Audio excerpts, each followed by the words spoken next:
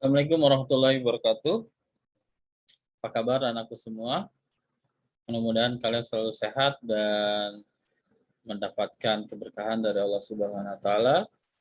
Dan pada kesempatan kali ini Bapak akan mengajarkan kalian tentang pencemaran lingkungan. Sudah tahu ya arti dari pencemaran lingkungan? Lingkungan itu berarti yang ada di sekitar kalian ya. Baik di sekolah, di rumah, di perjalanan. Itu adalah lingkungan. Ada di bukunya di bab 8. Nah, kalian boleh membuka bukunya sambil mendengarkan apa yang Bapak jelaskan. Bentar.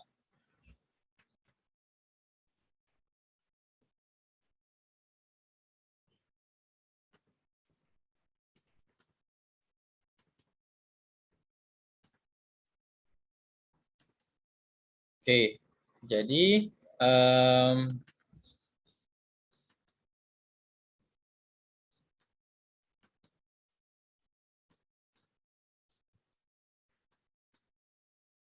baik, sebentar.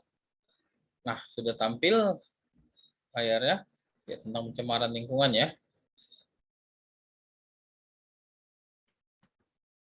Ini aktivitas manusia yang berdampak kerusakan dan pencemaran lingkungan. Ada penebangan hutan, ada kegiatan industri, kegiatan rumah tangga, penggunaan kendaraan bermotor, pertanian dan peternakan. Kemudian akibatnya ada pencemaran lingkungan. Penebangan hutan mengakibatkan kerusakan ekosistem. Ya, setelah rusak ekosistem mengakibatkan banjir, tanah longsor, erosi, kekeringan. Upaya mengatasinya yaitu dengan reboisasi. Kemudian yang tadi, yang kegiatan industri, mengakibatkan pencemaran lingkungan. Pencemaran lingkungan itu ada 4, ada air, tanah, udara, dan suara.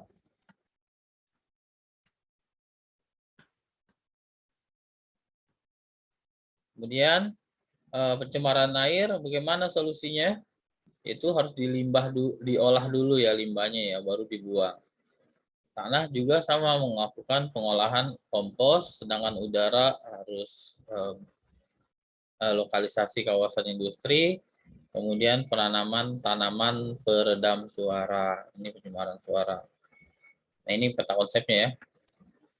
Penebangan hutan ya, karena kayu sangat dibutuhkan sekali ya untuk kegiatan manusia.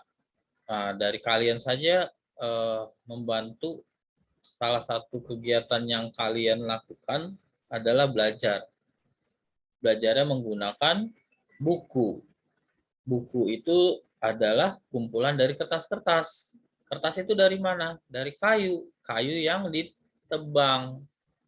Ya, jadi selama kalian belajar, ya usahakan manfaatkan kertas itu dengan sebaik-baiknya. Jangan sampai buat dirobek, kemudian dikulem-kulem, kemudian dilempar temennya, itu nggak baik ya. Itu nggak baik, karena kertas itu diambil dari kayu. Bayangin berapa jumlah kayu yang ditebang untuk menghasilkan buku-buku tersebut. Ya, ini eksploitasi hutan oleh manusia dilakukan dengan berbagai cara. Ya, berkebun, ladang, dan macam-macam. Tujuannya untuk kebutuhan manusia. Nah, pencemaran lingkungan timbulnya endapan koloid dan bahan terlarut. Endapan koloid dan bahan terlarut berasal dari bahan-bahan buangan industri, obat-obatan, dan pupuk pertanian. Ya, kalau misalkan orang tua kalian nyuci, yaitu dibuang ke got. Nah, itu salah satu bagian dari pencemaran lingkungan.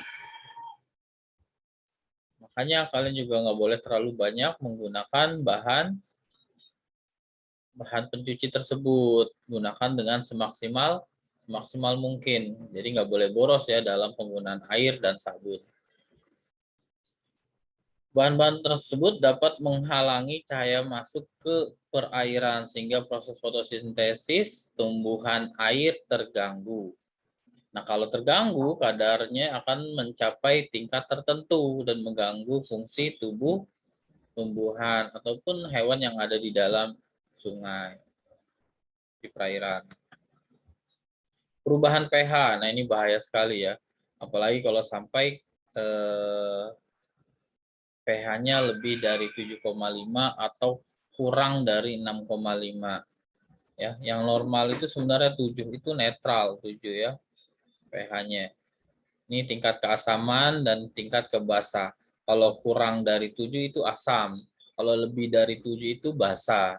Nah, organisme itu hanya kuat di antara 6,5 sampai 7,5. Coba kalau kalian nggak mandi-mandi, bau asam ya, kira-kira kamu betah nggak dengan bau asam kalian? Nggak betah, makanya kalian mandi. Nah, ini seperti ini ya. Ini tingkat keasaman dan kebasahan. Nanti Bapak kirimkan filenya. Kemudian perubahan warna, bau, dan rasa juga pada pencemaran air. Ada warna, bau, dan rasa kalau kalian minum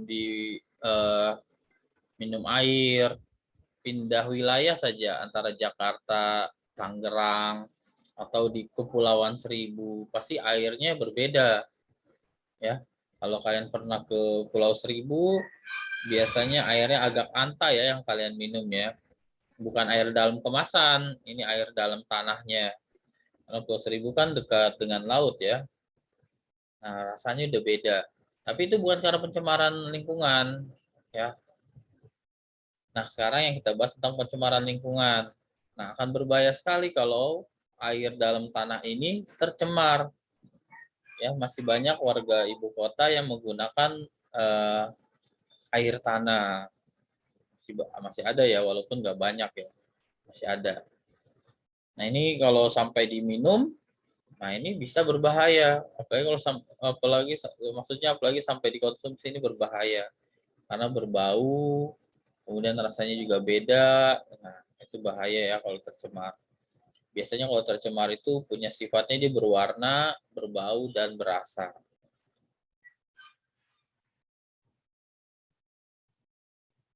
Kemudian pencemaran air.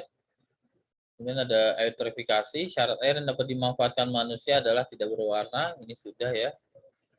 Ini eutrofikasi. Nah, pencemaran lingkungan, pencemaran tanah itu umumnya dari kertas, limbah bahan makanan, gelas, logam besi, plastik nih paling bahaya sekali, dan yang lainnya masih kecil ya. Paling banyak ternyata kertas. Pencemaran udara menyebabkan rusaknya lapisan ozon ya. Nah, karena bereaksi dengan radikal bebas keluar yang berasal dari senyawa CFC, biasanya dari bahan pendingin AC, lemari es, bahan penyemprot, parfum, penyemprot cat, penyemprot rambut, gitu ya. Jadi kalau kalian punya kulkas di rumah, jangan lama-lama dibuka, ya. Nanti hawa dinginnya keluar dan senyawa CFC itu berasal dari hawa dingin tersebut. Kalau dia keluar nanti bereaksi dengan lapisan ozon dan ini mengurangi ketebalan dari lapisan ozon. Ini dari tahun 84 sampai tahun 97.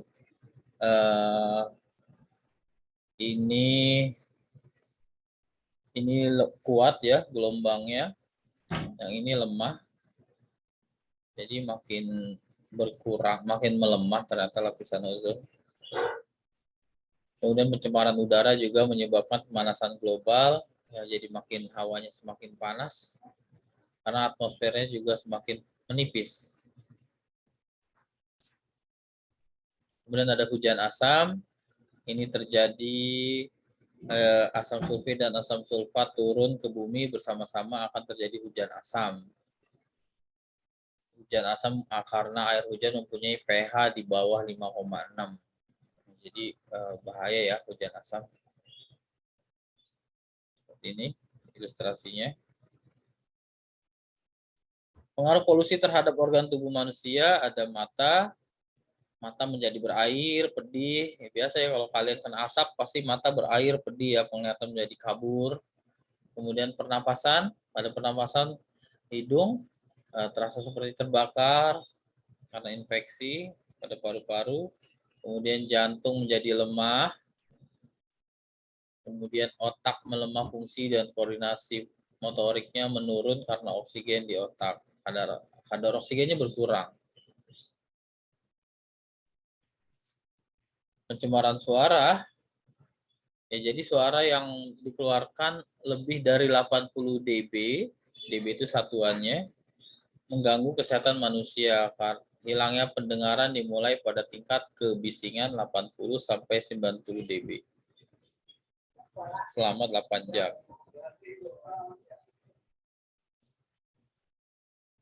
Nah, bagaimana cara mengatasi suara bising? Penyelesaiannya, upaya penanggulangan pencemaran suara adalah sebagai berikut: membuat dinding kedap suara, menanam tanaman untuk meredam suara di sekitar rumah, mesin-mesin yang dapat melakukan suara bising harus dilengkapi alat peredam suara, para pekerja harus menggunakan penutup telinga untuk mencegah ketulian. Itu tentang pencemaran lingkungan. Baik, sampai sini ada yang mau ditanyakan? Apabila ada pertanyaan, kalian boleh bertanya ketika kita sedang tatap muka. Oke, untuk pertemuan pada hari ini Bapak cukupkan. Terima kasih. Assalamualaikum warahmatullahi wabarakatuh.